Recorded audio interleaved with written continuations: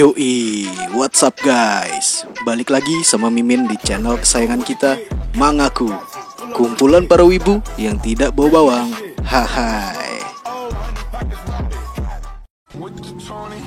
Kali ini Mimin bakal lanjutin alur cerita dari manhwa yang berjudul Solo Leveling. Buat yang belum nonton part sebelumnya, bisa nonton dulu part sebelumnya ya guys, biar makin asik nontonnya. Yoi, langsung aja kita masuk ke alur ceritanya. Semua pasukan bayangan Jinwoo pun langsung mulai bergerak ke arah sang bos raksasa tersebut. Terlihat, pasukan bayangan Jinwoo yang menyerang sangat banyak. Dan sang bos raksasa itu langsung bergerak menebas pasukan bayangan tersebut. Dalam sekali serangan saja, sudah banyak sekali pasukan bayangan yang dapat dia tumbangkan dengan mudah. Jinwoo pun merasa kalau raksasa tersebut sangat berbeda dengan raksasa yang lainnya, di mana kekuatan sang bos raksasa tersebut sangatlah kuat. Sambil pasukan bayangannya terus menyerang sang bos raksasa itu, Jinwoo terus mencari titik lemah sang bos tersebut. Tapi, kekuatan dan ketahanan tubuhnya hampir tidak memiliki kelemahan sedikit pun. Dan di saat para semut mulai menyerang, bos raksasa itu langsung menumbangkan para semut tersebut. Dan hal itu membuat Beru langsung ingin ikut menyerang. Ketika Beru ingin maju, tiba-tiba Jinwoo melarangnya. Karena Jinwoo memiliki cara untuk melawannya. Dan itu sudah termasuk dari rencananya. Tapi, semakin lama, mana yang dimiliki Jinwoo semakin terus terkuras sedikit demi sedikit. Karena Jinwoo terus meregenerasi pasukan bayangannya yang telah dikalahkan. Dan di saat Jinwoo melihat titik lemahnya, Jinwoo langsung memanggil Kaisel dan langsung memerintahkan Beru dan Igris untuk menyerang bos tersebut. Beru dan Igris langsung melesatkan serangan pada bos tersebut. Sampai akhirnya, Jinwoo mendapatkan momen untuk menyerang langsung sang bos raksasa itu. Dengan bantuan Igris dan Beru, Jinwoo akhirnya dapat melesatkan serangan telak pada bos raksasa tersebut. Hanekawa yang menyaksikan pertarungan itu dari jauh mengatakan kalau pertarungan itu bukanlah pertarungan antara hunter melawan monster, melainkan monster melawan monster. Dan terlihat, Jinwoo terus melesatkan serangan pada bos tersebut. Lalu, Jinwoo memerintahkan Beru untuk melakukan serangan terakhirnya. Dan akhirnya, bos raksasa itu dapat dikalahkan oleh Jinwoo. Dan level Jinwoo kini langsung naik beberapa level. Karena EXP yang didapatkan dari monster itu sangatlah banyak. Tapi, Jinwoo berpikir, notif yang ada di sistemnya berisikan kalau Jinwoo telah mengalahkan musuh. Notif itu membuat Jinwoo merasa ada yang aneh. Ketika Jinwoo memikirkan hal itu, Yujin pun langsung menghampiri Jinwoo dan mengatakan kalau Jinwoo sangat hebat karena bisa mengalahkan bos raksasa itu. Mendengar Yujin berkata seperti itu, Jinwoo jadi terpikirkan kembali notif sistemnya yang mengatakan kalau Jinwoo berhasil mengalahkan musuh, yang seharusnya kalau monster itu bos dungeon, sistem akan mengeluarkan notif bahwa Jinwoo telah berhasil mengalahkan bos dungeon. Jadi, Jinwoo berasumsi kalau raids-nya belumlah berakhir. Dan sangat disayangkan, raksasa itu tidak bisa dibangkitkan dengan skill Shadow Extraction. Lalu, tiba-tiba Jinwoo merasa energi sihir yang sangat kuat yang keluar dari arah gate tersebut. Yujin pun diminta untuk jangan mendekat. Aura tersebut berasal dari Beru. Tapi, hal yang mengejutkan tiba-tiba terjadi. Di mana ada aura energi sihir yang amat sangat dahsyat yang keluar dari gate tersebut. Sampai Yujin harus dilindungi oleh Igris. Karena aura yang keluar dari gate tersebut sangatlah kuat. Terlihat kalau gate tersebut menyerap energi sihir dari mayat raksasa tersebut. Bahkan, akibat aura energi sihir yang keluar tadi, sampai membuat pipi Jinwoo terluka karena menahan tekanan sihir yang sangat kuat. Kemudian, Jinwoo meminta Yujin untuk menunggunya di sana. Dan Jinwoo akan segera memasuki gate tersebut untuk mencari tahu apa yang terjadi di dalam gate tersebut. Jinwoo pun akhirnya memasuki gate tersebut. Jinu kaget ketika melihat isi gate itu yang sangat luas. Tapi memang sudah sewajarnya kalau gate itu luas, karena gate tersebut berisikan banyak sekali raksasa. Kemudian Beru memberitahu Jinwoo untuk mendengar ada suara seseorang yang sedang tertawa. Jinwoo mengatakan kalau dia juga mendengar suara tersebut, dan Jinwoo akan mencari tahu sumber suara tersebut. Dan ternyata ada sosok makhluk yang sedang terikat rantai. Monster itu menyambut kedatangan Jinwoo dan berkata, "Selamat datang Raja." Dan dia meminta Jinwoo untuk melepaskan rantai yang mengikat dirinya. Dia mengatakan kalau dia tahu rencana para penguasa, dan dia berencana untuk memberitahu raja lainnya. Tapi monster itu menyadari kalau yang ada di hadapannya bukanlah raja yang asli.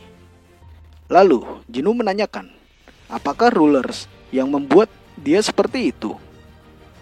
Monster itu mengatakan kalau rulers mencoba menggunakan dirinya sebagai pijakan untuk memperkuat fondasi bagi perang yang sesungguhnya. Kemudian Jinwoo bertanya, rulers itu sebenarnya apa? Monster itu mengatakan bahwa rulers adalah musuh para raja. Kemudian Jinwoo menanyakan alasan rulers mengikat dia di situ. Monster itu menjawab kalau dia juga seorang raja, dan dia mengatakan kalau Jinwoo juga pasti dikejar oleh rulers, dan Jinwoo pasti kekurangan kekuatan untuk melawan rulers. Dan untuk menghadapi mereka, Jinwoo membutuhkan bantuan. Jinwoo menanyakan bantuan apa yang dimaksud. Monster itu meminta Jinwoo untuk membebaskan dirinya. Lalu dia akan membantu Jinwoo. Jinwoo pun tidak percaya begitu saja. Jinwoo mengatakan, bagaimana mungkin seorang monster membantu manusia? Monster itu mengatakan kalau dia akan membantu Jinwoo percaya padanya. Kemudian tiba-tiba muncul notif dari sistem yang berisikan tawaran untuk berbicara secara jujur dan tidak bisa saling membohongi. Diketahui bahwa monster itu adalah raja para raksasa yang disebut Legia. Kemudian Jinwoo menyetujui permintaan monster itu dan mencoba untuk menyelidiki maksud dan tujuannya. Sesaat setelah itu, raja raksasa itu langsung meminta Jinwoo untuk membebaskan dirinya dan akan membantu Jinwoo. Jinwoo pun menjawab kalau dia sangat mempercayainya. Tapi tiba-tiba Jinwoo merasakan sakit di tenggorokannya akibat berbohong. Jadi, kalau salah satu ada yang berbohong, maka efek dari skill tersebut akan langsung aktif. Kemudian Jinwoo menanyakan, mengapa dia bisa bebas berbicara, tidak seperti monster lainnya? Raja raksasa itu tidak menjawab pertanyaan Jinwoo. Dia malah balik bertanya, bagaimana penduduk biasa Chaos bisa berada di alas kaki yang sama dengan penguasa yang memimpin mereka? Penghuni dunia Chaos yang keluar dari gate semua adalah sisa-sisa dari prajurit yang kalah. Mereka yang sudah ditangkap oleh pasukan rulers, mereka sudah dikekang dalam waktu yang sangat lama. Tapi aku adalah seorang raja. Tidak seperti mereka. Aku mempertahankan rasionalitasku. Aku bersabar bertahun-tahun menunggu waktu ketika aku dibebaskan. Dan kemudian aku bertemu denganmu. Lalu Jinwoo menanyakan sosok baju zirah yang bersayap itu apakah mereka itu rulers. Monster itu mengatakan, benar kalau mereka adalah prajurit rulers. Jinwoo pun bertanya lagi, kenapa para rulers itu mengirim monster-monster ke tempat manusia? Monster itu menjawab bahwa ruler sedang melakukan persiapan perang, dan mereka mencoba merubah dunia ini menjadi medan perang melawan monarch. Jinwoo menanyakan alasan rulers ingin menjadikan dunia ini sebagai medan perang. Monster itu mengatakan kalau alasan mereka adalah untuk menanamkan mana di bumi. Jinwoo jadi berpikir bahwa monster yang ada di dalam gate adalah bencana, sedangkan mana yang ada di dalam gate adalah anugerah. Bukan hanya hunter yang berpikir seperti itu. Orang biasa juga pasti berpikir seperti itu. Karena energi stone dan mana kristal adalah item yang mengandung energi yang sangat banyak. Tapi ternyata itu semua hanya rencana para rulers untuk mempersiapkan perang. Monster itu melanjutkan kembali, kalau tidak ada wadah yang lebih baik daripada pemegang kekuatan. Untuk menanamkan kekuatan, mereka memutuskan untuk memanfaatkan tahanan yang berhasil dibunuh dulu. Dan mana bertujuan untuk memperkuat dunia. Rulers melakukannya supaya dunia tidak runtuh karena terkena dampak perang besar. Bahwa akan ada pertempuran ulang antara rulers melawan monarch. Dan dunia Jinwu sebentar lagi akan berubah menjadi neraka. Sudah tidak ada waktu lagi. Tidak mungkin monarch dan rulers berdiam diri kalau mengetahui kita sudah melakukan kontak. Kemungkinan besar pembawa pesan rulers sudah mulai bergerak. Lalu Jinwu menanyakan, mengapa mereka mengincar Jinwu? Monster itu mengatakan, kalau kekuatan Jinwu bukanlah kekuatan miliknya. Dan dengan adanya kekuatan di dalam diri Jinwu, menandakan pemilik asli kekuatanmu sudah mengkhianati monarch. Mau tidak mau, Jinwu menjadi musuh monarch dan rulers. Tapi, aku bersumpah akan bertarung di sisimu dan membunuh mereka yang menghalangimu. Jadi, maukah kau melepaskan segelku? Kemudian, Jinwu mengatakan, kalau kau memang bersedia membantuku, bukankah lebih baik kau menjadi prajurit bayanganku? Monster itu mulai gemetaran melihat sosok Jinwu. Dan dia menjawab, kalau tubuh semua monarch hanyalah roh. Ketika sudah mati, monarch tidak bisa dijadikan prajurit bayangan. Artinya, aku tidak bisa menjadi prajurit bayanganmu. Apa informasi itu cukup untukmu membantuku? Jinwu akhirnya memahami semuanya. Tapi, Jinwu merasa ada sesuatu yang aneh yang dia rasakan. Dan Jinwu langsung mengambil daggernya. Monster itu langsung memerintahkan Jinwu untuk memotong rantainya. Jinwu pun berkata, kau beneran akan memihakku, bukan? Monster itu menjawab, kalau Jinwu membantunya, maka dia akan membantu Jinwu juga. Itu adalah kesepakatan yang sempurna antara monarch. Tapi monster itu merasakan sosok Jinwu yang sangat kuat, yang sampai membuatnya merasa sedikit takut.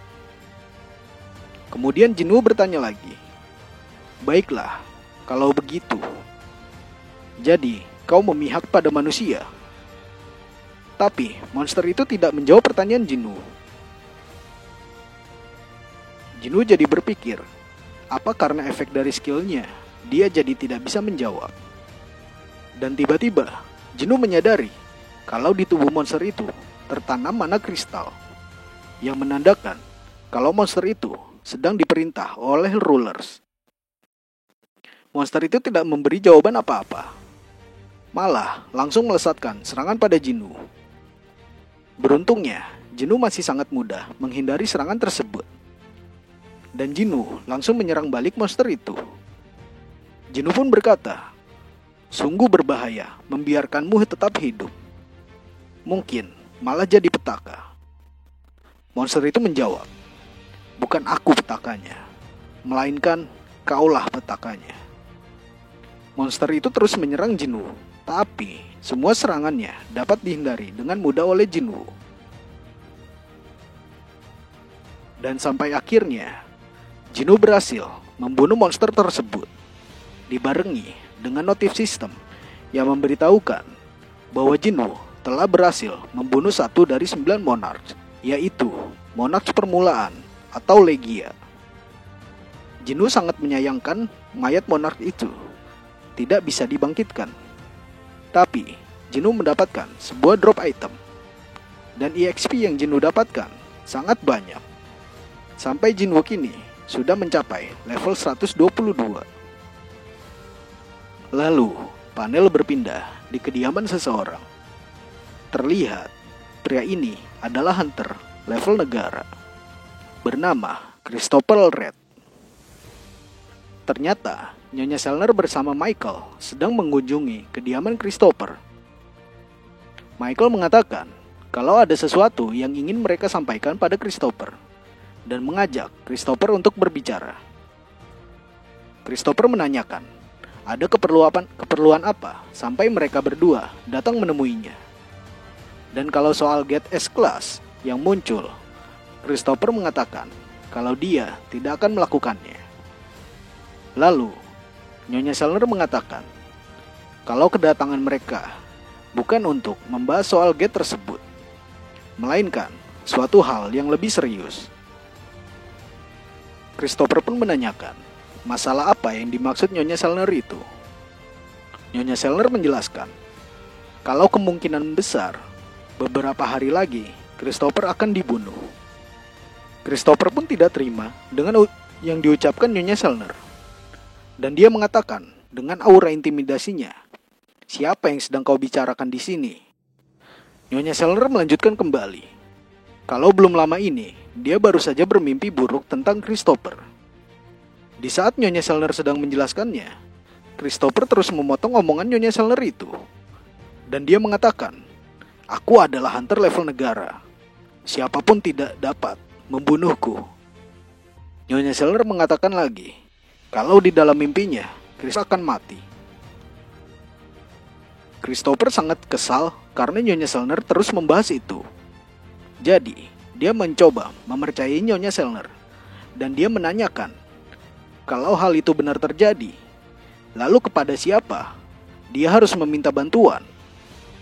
Christopher mengatakan, apa maksudmu? Ada seseorang yang memiliki kekuatan untuk melindungiku. Apa orang itu adalah hunter level negara? Toh tidak ada juga orang yang bisa melakukan hal semacam itu. Nyonya Selner menjawab, mungkin ada seseorang yang bisa melakukan itu. Orang itu adalah Hunter Sung Jinwoo. Mungkin dia bisa melindungimu. Christopher pun hanya terdiam. Kita kembali pada MC ganteng kita. Terlihat Jinwoo kini sedang memikirkan hal yang baru saja dia lakukan, di mana Jinwoo yang baru saja membunuh seorang monarch. Jinwoo memikirkan dengan tubuhnya yang tersegel, tetapi monarch tersebut memiliki kekuatan yang sangat dahsyat. Jinwoo jadi tidak percaya kalau dulu monarch tersebut dapat berkeliaran dengan bebas. Dan untungnya Jinwoo membunuhnya duluan, sebelum dia semakin menjadi-jadi. Jinwoo pun terpikir untuk menjadi lebih kuat lagi. Lalu, diperlihatkan bahwa berita telah tersebar luas tentang para raksasa yang sudah berhasil dimusnahkan. Dan banyak orang yang membahas kalau sudah ada hunter berlevel negara yang baru muncul. Dan bukan hanya di Korea topik itu dibahas, melainkan di seluruh dunia menjadi topik hangat. Dan Ketua Asosiasi Hunter Jepang menyerahkan diri pada kepolisian dan mengakui kesalahannya.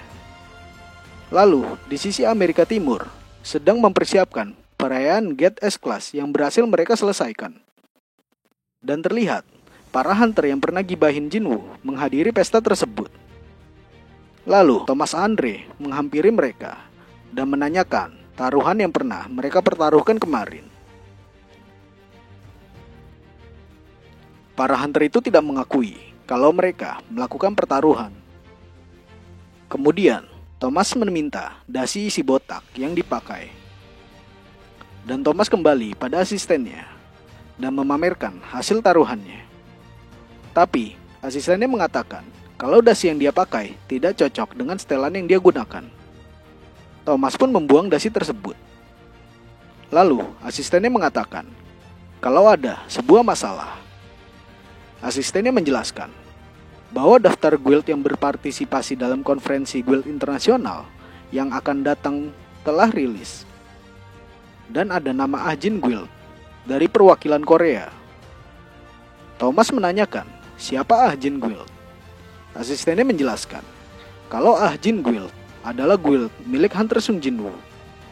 Thomas pun tersenyum mendengar hal itu, karena Jinwoo akan datang ke Amerika. Lalu, panel berpindah pada MC ganteng kita, di mana Jinwoo kini sudah berhasil keluar gate tersebut. Eugene pun langsung menyambut Jinwoo. Tapi Jinwoo menyayangkan karena ada satu raksasa yang berhasil kabur menyeberangi laut. Karena seharusnya dia bisa menjadikan mereka semua prajurit bayangannya. Para tentara yang ada di sana juga sangat kaget melihat kemampuan Sung Jinwoo. Kemudian Hanekawa datang mencari Yujin karena ada seseorang yang menelpon dan mencari Yujin. Ketika Yujin mengangkat telepon itu, seketika wajah Yujin langsung berubah sangat kaget. Dan dia langsung meminta izin ke Jinwoo untuk bergegas kembali ke Korea. Jinwoo pun menanyakan ada masalah apa. Yujin menjawab kalau dia tidak tahu masalahnya apa, tapi dia diminta kembali karena masalah keluarga. Lalu Yujin pun pergi meninggalkan Jinwoo. Tapi Yujin terus terpikirkan masalah apa sampai dia harus bergegas pulang ke Korea. Sesampainya Yujin di Korea, Yujin langsung disambut asisten ayahnya. Dan dia mengatakan kalau Yujin harus mempersiapkan dirinya karena dia akan menjelaskan semuanya di jalan. Yujin pun menanyakan apa yang sebenarnya terjadi. Asisten itu mengatakan kalau ayahnya Yujin telah tertidur untuk selamanya. Yujin pun sangat terpukul atas apa yang terjadi pada ayahnya. Tapi Yujin ditahan oleh asistennya karena energi sihir yang ada di dalam tubuhnya akan mempengaruhi kesehatan ayahnya. Maka Yujin tidak bisa mendekati ayahnya. Yujin pun sangat menyesali hal itu. Lalu sang asisten memberikan sebuah buku catatan kalau itu adalah catatan yang ayahnya kerjakan sebelum dia tertidur. Asistennya selalu membawa buku itu kalau seandainya ayahnya tersadar. Tapi sepertinya Yujin lebih membutuhkan itu. Yujin pun langsung melihat isi dari buku tersebut. Ternyata di dalam buku itu hampir semuanya berisikan artikel tentang Yujin. Asistennya mengatakan kalau ayahnya selalu memperhatikan Yujin, bahkan sangat bangga dengan semua pencapaian Yujin selama ini. Bukan ayahnya tidak mencintai Yujin, melainkan ekspektasinya kepada Yujin itu sebesar cintanya kepada Yujin. Yujin sangat sedih mendengar itu dan tidak bisa lagi menahan air matanya. Di saat Yujin dan asistennya itu ingin pulang ke rumah, tiba-tiba Yujin merasakan sesuatu dan dia langsung nengok ke belakang untuk memastikan sesuatu. Tapi ternyata tidak ada apa-apa dan mereka lanjut pergi. Dan ternyata itu adalah MC ganteng kita yang sudah datang dengan memegang Holy Water of Life. Lalu seorang wanita datang untuk menjenguk ayahnya Yujin yang sakit. Tapi dia sempat melihat sosok Jinwoo yang baru saja keluar dari rumah sakit. Ternyata ayahnya Yujin sudah tersadar kembali. Dan ternyata wanita itu bernama Jinhye. Dia pun sangat senang ketika melihat ayahnya berhasil terbangun. Ternyata Jinwoo memberikan kesembuhan ayahnya Yujin sebagai kado ulang tahun Yujin. Lalu Jinwoo ingin kembali ke Jepang, tapi skill Shadow Exchange-nya masih delay. Jadi dia tidak bisa pergi dalam waktu dekat. Jinwoo jadi berpikir untuk mencari dungeon yang kosong untuk mengisi waktunya. Jagoan gabutnya gini amat ya. Lalu panel berpindah pada sosok Christopher yang sedang tidur. Tiba-tiba Christopher merasakan sesuatu dan dia langsung bangun dari tidurnya dan bergegas mencari apa yang barusan terjadi. Christopher merasakan suasana yang sangat hening. Bahkan ketika dia memecahkan gelas, tetap hening. Lalu Christopher jadi kepikiran tentang kematiannya yang ada di mimpi Nyonya Selner. Kemudian tiba-tiba muncul sosok pria di hadapan Christopher. Dan ada dua sosok lagi di belakang Christopher. Christopher menanyakan, siapa kalian ini? Pria itu pun berkata, kau takkan bisa menolong siapapun kalau kau tetap bertarung sembari menyelamatkan manusia. Christopher bingung dengan omongan pria itu. Tapi pria itu mengatakan kalau dia tidak berbicara padanya, melainkan dengan pria yang ada di atas yang terhubung denganmu. Christopher pun langsung mengeluarkan kekuatan penuhnya dan berubah menjadi wujud monster. Sampai terjadi sebuah kebakaran hebat. Lalu panel berpindah pada MC ganteng kita. Terlihat Jinwoo kini sedang melakukan penerbangan. Dan Jinwoo menyapa orang yang ada di sebelahnya. Dan ternyata orang itu adalah Adam White. Adam mengatakan kalau ada masalah yang ingin dia sampaikan pada Jinwoo. Lalu Jinwoo menanyakan apakah Amerika telah gagal menghentikan Get S kelasnya. Adam mengatakan kalau bukan itu yang ingin dia sampaikan. Lalu Adam meminta Jinwoo untuk melihat sebuah video. Video itu adalah video kebakaran yang terjadi di rumah Christopher. Adam menjelaskan bahwa di video itu adalah kediaman hunter level negara bernama Christopher Red. Butuh 1.800 pemadam kebakaran dan 14 hunter tingkat tinggi tipe match untuk memadamkan api tersebut. Adam mengatakan kalau Christopher ditemukan sudah mati. Lalu Adam mengeluarkan sebuah foto pelaku yang sedang dicurigai pihak Amerika. Ternyata foto itu adalah ayahnya Jinwoo. Jinwoo pun langsung mengangkat Adam menggunakan skill Monarch Authority-nya. Dengan aura membunuhnya, Jinwoo mengatakan, "Apa ini sebuah lelucon? Kau takkan bisa keluar dari sini hidup-hidup." Lalu Adam menjelaskan kalau pria yang ada di gambar itu keluar dari dungeon. Dan energi sihir yang dia keluarkan sama seperti monster. Dan juga dia pernah menyerang hunter ranking S mereka tanpa peringatan terlebih dahulu. Lalu Adam menanyakan apakah Jinwoo mengingat insiden ledakan di Biro Hunter Amerika beberapa bulan lalu yang beritanya secara global. Jinwoo menjawab, "Jadi maksudmu ayahku adalah dalangnya?" Jinwoo pun menurunkan Adam. Dan Adam menjelaskan kembali kalau ayahnya Jinwoo menghilang setelah menghajar hunter mereka. Setelah itu, Biro Hunter mencarinya diam-diam. Tapi tidak ada jejak sedikit pun. Adam mengerti perasaan Jinwoo. Tapi profil ayahnya Jinwoo menunjukkan bahwa dialah pelaku atas insiden ini. Lalu Jinwoo menanyakan alasan Adam memperlihatkan foto itu padanya. Adam mengatakan kalau alasannya adalah konferensi Guild Internasional. Di konferensi tahun ini, di mana perwakilan pemimpin para guild dunia akan berkumpul. Biro Hunter berniat mengeluarkan isu darurat mengenai ayahnya Jinwoo. Dengan kata lain, investigasinya jadi tidak rahasia lagi. Oke guys, segitu dulu alur cerita dari Jinwoo ya. Kita lanjut di part selanjutnya. Dan jangan lupa like, komen, dan subscribe-nya ya guys. Bye-bye.